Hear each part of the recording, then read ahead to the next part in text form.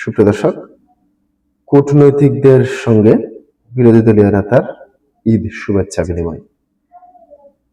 প্রিয় দর্শক, মূলত পবিত্র ঈদ উল ফিতর, ঈদ উল আজহা কিংবা অন্য ধর্মাবলম্বীর যে সমস্ত প্রধান উৎসবগুলি রয়েছে, সেই উৎসবগুলিতে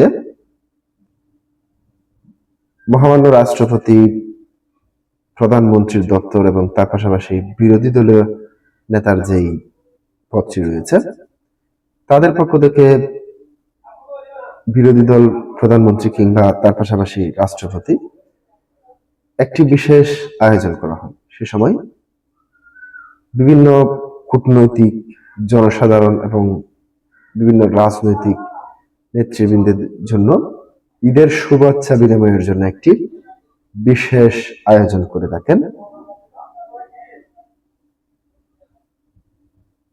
মহামান্য রাষ্ট্রপতি, প্রধানমন্ত্রী কিংবা বিরোধী দলীয় নেতা। এবার কূটনীতিকদের সঙ্গে জামাত ইসলামের আমির ও বিরোধী দলীয় নেতা ডক্টর শফিকুর রহমান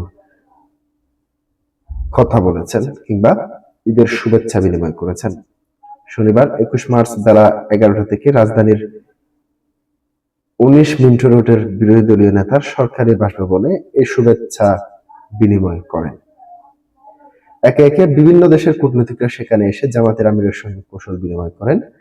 এ সময় তাদের জন্য আপ্যায়নের ব্যবস্থা করা হয়। বিদেশি কূটনীতিক ছাড়াও প্রবাসী কল্যাণ ও বৈদেশিক কর্মসংস্থান প্রতিমন্ত্রী নুরুল হক এমপি সহ বিভিন্ন ব্যক্তিরাও তার সঙ্গে শুভেচ্ছা বিনিময় করেন।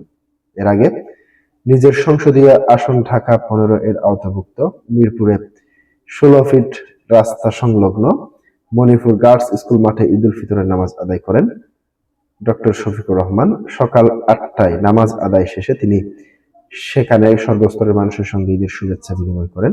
বেলা 3টা থেকে 4:30 পর্যন্ত একই স্থানে রাজনৈতিক নেতা এবং সমাজের বিভিন্ন শ্রেণী পেশার মানুষের সঙ্গে ঈদের শুভেচ্ছা ও কুশল বিনিময় করবেন ডক্টর শফিকুর রহমান। প্রিয় দর্শক, আজকে পর্যন্তই। আসসালাম।